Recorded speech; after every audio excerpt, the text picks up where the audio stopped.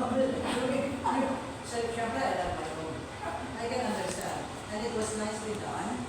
At ganun mismo, yung pagdating na ang history ng Sipuriel, papunta sa Pilipinas, tama yun. Exactly. Now, ang ko na lang yung doon sa bawat. Now, for the, ang gusto mangyari ni Alice, we have to talk on the history na kaya sabi ko, huwag na Alice yung mga sama mo sa history na sa Pilipinas. And then, ang isa pa niyo makita ay the people working for the Diocese of Cubao. I mean, we are talking about Alice, ito yung mga tao, Alice, Belot, Nakapanpan, at yung, kasi hindi lahat ng mga luminaries sa national noon, galing sa Cubao, mostly coming from Cubao. And these are brain people, like Sister Carol, Sister Alice, Sister Mani. Especially our founding presidents, which we sometimes refer to as the charter presidents. Ang board talaga noon, it was not, ang selection nun was, kinuha lang namin ng mga publiko. Sa parokya, sino ang makasunod niya? Kumaka, kumabito. There was no really connection of time. Kung kilala ka sa paggagawa ng trabaho ng Sipuriel, so you can just imagine, hindi kami masyado nasagal mo. Nevertheless, God was so good. The first charter board made a good impression. Immediately, ang ginawa natin, since we were only given, hiniwalay tayo sa national, sa Diocese, Archdiocese of Manila, Siripula. Yun ang pangalan na ginamit. Archdiocese of Manila. Maraming pero sila, ang napera lang natin noon, binigay lang sa atin as our starting capital was a measly amount of 10,000. How can you start a diocese with 10,000? Pero yung first president, first group nyo, wala kaming pinigyan sa richest work. Money came in and then, first thing is, we have to have our own house. Meron silang Manila. Manila office, kinuha na nila yun eh. Ibig sabihin, ang Quezon City, we have to look for our own. Dito kami naghanap. At dito ka nakuha. It's very lucky naman that we were able to get one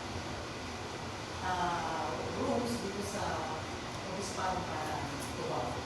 So, this room na yun ang ito na. Hanggang sa ngayon, nag-evolve na rin tayo at nag-evolve na collection. So, yun ang gusto nila mangyari parang at one go, ikaw dala na naman, kwento mo ang pangyari how did Cubao isa pa lang naman kasi ako dito sila kay si Bishop sa kanya din nagsimula. Ang gusto ko na lang sa day, nasa ako yung mga isa one day na ginawa sila. Ilan ko na ito. Among the founding board, ilan na lang kami buhay ngayon. Nag-graduate na yung iba. Yung graduation nila talaga wala na. Because I was also one of the youngest during that time. Ako na lang pero hindi siya active. Hindi ko ako pero. And then, ang mga pictures natin there lahat. O yung mga uniform. Pahiram ko sa iyo yung aking album na nakaisip. Tapos pahiram ko sa iyo yung lahat ng founding members kasi meron may binigay na statue na itsura siyang silhouette. Yun ang binigay namin award. May si Pe ang nagbigay ng awards na itsura niya, yung ito kataas. Lihanin mo sa baksa ko pag makalagay sa amin. Pero nakasita ko rin po siya. So, isa 20 years naman, isa, yung tayo namin po. Bawat isa sa amin namin. Tapos, there was even a talk na, pag kami natibok na, we will be wearing our veil. Kaya karamihan ng mga namatay na sa local na officers, naka-veil. With all the light of talagang. Ganda niyo pala ang ganda pala ng isang pagkakataon. Ang ganda, hindi kami with our So, Si Kenny, si kasamahin ko Kenny. yan na baka sakaling pwede siya ulitin. And, establish na. Tapos, ang gagawin mo, idagdag mo yung ating we have the two uniforms nila. Yung ating, the gala is only worn during official, very highly official function. So, sa October, I will be requesting that we will be using the officers na naging dumaan na sa board to be wearing the gala uniform. The rest, you will wear your A uniform. Yan ang ating pangalaman. And it is also, kapag nakatagal sa Julian noon, kasama rin sa basket na yun, nandun sa kabila ang banner ng unit, kung sa unit siya mo, decorate at unit kung sa siya package siya pareho, o hanggang sa diocese, nandoon yung mga banners na yun. Dahil yun ang isipin. Tapos, nandoon din yung, we should have flag. Kasama always yan sa atin. Kung mga nakalahati sa pao ng government flag or yun ang nakalagay sa pamamahay. Kaya sabi ka naman doon, hindi basta-basta pumasok ng anyone sa civilian. Kasi remember, akala natin mga yung civilian ganyan ang mga klaseng pag-art. What are we talking about that?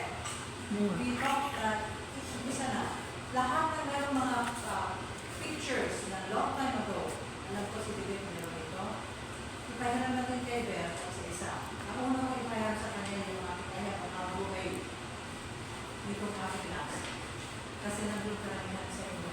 At mapakuha kayo ng picture, siguro sa studio para high resolution. Nakaayos kayo, hindi na nasawa na buo. Not unless natulad mo na sa summer. Ang maganda kasi ayos sa Siberia. Ang maganda yung pag nakaayos sa Siberia. Kunyari, mag-invite kayo sa photographer, sa cellphone. Kunyari, lahat kayo magpakuha. Para kayo picture pa. Lahat sa atin sa ganyan, para din ang mga pictures ninyo. The same thing with our juniors. Para yung mga juniors. Mag-expect ko. This is very Yes. Yeah. Pero ang sinabi ni Sister Evelyn, ang unang junior na na-establish ay sa Most Holy Redeemer. San Pedro Bautista pala. San Pedro Bautista. Yun na rin naka-record because that was the first time na nag-bomba ang junior noon. I was their supervisor then. That was the first time. Nagkaroon kami ng seminar dun sa Girl Scouts diyan sa Nagpapagdaan. We stayed there for 3 days. Antipolo. Kasama ang board na kami ang tagabantay. Umatend ako nito. May board doon sa lugar na yun. Nasabi nga. We Dami junior na. But we can also do that for the juniors. Oo. Parang training nila, 3 Sa days junior. yun. At nandun yung ating mga nanay-nanay, sila Alice, Oo. meron sila certificate. Pero may nakakawag din sila sa junior. Junior yung ako ko nun. Perhaps, Lina, you can have that. Mamili ka ng lugar, kaya kayo, yun, sa may, Mauritius ba yun? Antipolo po. Antipolo. Antipolo. Ibang Antipolo. Meron tayo isa doon na, 3 taon na, Yung ginaganon pa nga yung dadaanan. Ang daming kuryente. First time na ginawa yun, even Manila, pumunta doon para tingnan. Obviously, nandun kami, I know, I was because I was handling the juniors then. Nagkaroon kami ng mga, yung team building, we pray together with yung holy hour, tapos mag-rosary. Mas completed 3rd day, tapos on the 3rd day, graduation. Those juniors who excel well in those things, they were given para mga tokens. Ang mga tokens na yung galing kay Bebot, galing sa mga civilian na it was a very big one. Pwede naman tayo kumuha sa kaya na yun. Ang tawag pa dito, so as is, okay na yun, konti na lang, dagdagan na natin. At ang gusto kong i-highlight mo doon ang mga projects sa civilian na environment, yung ating taniman sa, ano yung tingin tayo ng Montalban. Ang talban. Kung meron pa kayong pictures doon, lahat ng pictures, dalhin na natin sa WP our highlights. Ano lang? Wala akong pictures na namin. Hindi tayo sa kanila. Kasi yun pa. Tapos, let us, malalaman ka lang, nalasan na small television. Hindi niya alam kung pero hindi ko na let us try to pray. Kasi dalawang mali pa lang tayo. Bakit sa kaya siya na wala kumatay? Ibig sabihin, hindi sila basta-basta napatay na spiritual warfare. Actually, ang pinaka-main spiritual warfare si Bishop. Kaya lang, meron siya parang vicar, pero hindi mo siya vicar kasi siya pa. So, yun ang aking gagawin na trabaho pa. At yung mga schedule natin, kasi awin din natin yung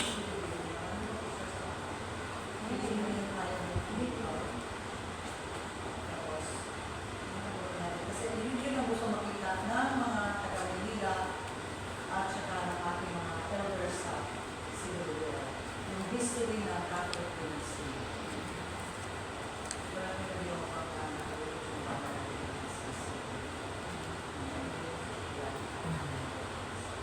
Alan, si Bishop, of course, bahala na para mag-refer dito. Ang ginagawa natin na cooking lang o walking sa anyway, so we need all the cooperation of you, decorate the officers because sa inyo din kami pupunta. At lahat ng mga mukha nila na nalalagay nito, except kung mag-graduate lang kayo in the uniform, the A or the uniform, at saka when you are outside doing things like projects na aakit din ang mundo, pwede na kayo magsuot ng uniform na outside. Basta this will be the first ever big project of the civilized world. And we will make that, meron na siguro na audio, we will make that into a parang, ipapagawa ko yung kay Celso, ipapagawa ko siyang parang video. Na this is similar to our year 2004, 2025. And also our, that's sa mga schools. Whereas, video kapito ang kapito yung resolution yung pangapanan na natin ito. So, medyo, at mag-check lang tayo sa marriage bills dahil sayang naman siya pumatay pa. Mas maingay sa Father Bong ay si Father Bong pala, I would like to remind everyone na ang first Friday is usually si Father Bong ang nag-imisa dyan in lieu of the bishop. So this is the church. It is only when Father Bong is not available and he will tell us na hindi siya pwede na makakuha tayo ng ibang pare. But sometimes, sasabihin niya na meron akong ipapagala. Now, if you are brave enough na gusto niyo i-forward yung pare, magaling. Then sabi ko, Father Bong, can we invite our parish priest or our mahila naman pare to join doon sa papagaling niya. Usually kasi pinabibigyan din naman niya yung mga bagong pare na alaga niya. So, if you have a good priest in your area, magaling mo, lalo na yung may pagmamahal sa CWL, hindi yung sinasama ng pinto sa CWL, invite them. Let them see what this group is talking about. And I would like, lastly, I would like to thank every one of you, all the ones who thank for the Karina. It was a wonderful, I was on the spot. The flowers were all there, masarap kayo sila.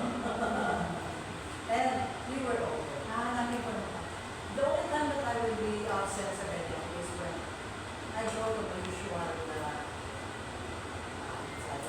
hospital, hindi lang ako nakatulog. But otherwise, kasama yun sa pinanako natin. Ano ba tayo? Sir? Yes, sir.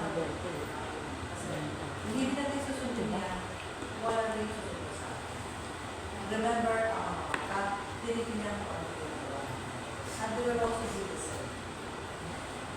So, yun ang sinasabi ko, let's improve on. We have to take, this is a big project, so give time, pag nagtawag na sa inyo si Vero, usually may consideration.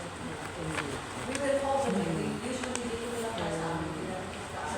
Malamig na ngayon, iniwan ko ng aircon. Magdala na kayo na inyong sariling kumot pag nagiging kayo sa taas. We have 2 aircons there now. Tinitesting ko lang namin. At doon na tayo kasi ito yung grupo na lang. Mag-ulit na lang naman. So, announce with your library, start looking for old pictures. Tapos ilagay sa likod, ano po sa pictures niya. Tapos observating ng hindi ko maintindihan ang item na coordinator among the civilian officers. Ako ang hindi dumaan sa usual president ng unit, president ng library. I was picked up from the parish, director of health staff. Siguro ba na-accept ko muna. Maingay ako. So I was there now. It was my nanay from sa Tarita Church. Ang nagdala sa akin. Ilagay si Bibigay. Ayaw ko dahil ano naman si Bibigay. I was really sorry to it. This is my will. It is the will of our lady there standing. Sunod na ako nasunod hanggang sa close. And natutuwa ako kung may nakita ko bago. Kasi gusto ko lagi kayo malaki. At I would like to remind again in charge of Saturday masses, please prepare from the sound system sa upuan. I have very good na sound system sa upuan. Medyo na-late na upuan. Kami. Buti na. And of course, the flowers that you brought added some sort of classy na niya. Idulungan ko talaga si Father mo. Alam ko kasi ang gusto niya sa puli yun.